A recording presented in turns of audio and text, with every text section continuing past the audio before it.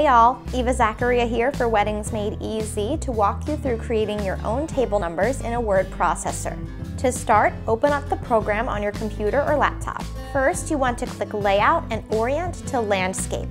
Then, I always give my documents narrow margins. Click the Insert tab.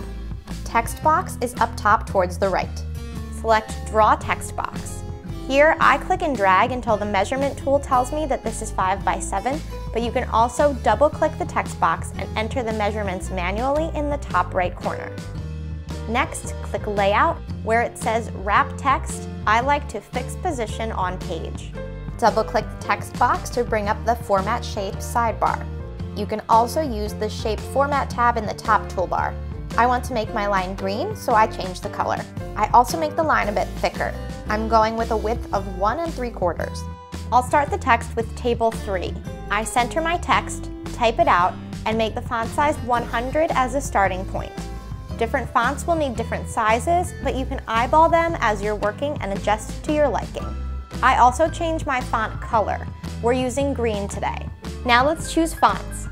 You can use the same one for table and the number, but I've decided to use a script font for the word and a more classic look for the table number. Here's what I mean about different fonts. These are all size 100, but look how different they are. Here's the font I want to use, but I make it a smidge larger, 125. My trick to moving the text around within the text box is that I make the font super small. I have size 7.5 here, and I use that to make spaces and line breaks. If your text doesn't feel centered, left align it and use the spacebar to center it manually. If you're using a separate font for your number, choose that next. I make the number a size 300 so that it stands out for my guests. Again, test different font sizes until it's to your liking. For your number, you may be like me and want the text to be closer together. Look for the tool with arrows facing up and down next to lines and click.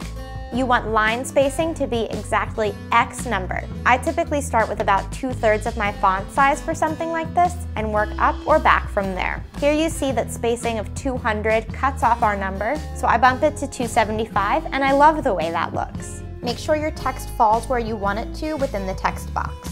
Use the Enter or Return key for spacing. When you're duplicating these, you'll be able to just copy and paste, which makes it super easy. This table number setup will allow you to include double-digit numbers as well. You will likely need to make size adjustments based on the sizing of your frames, so try printing in grayscale before building all of your numbers to make sure you can see everything you want to within your frames.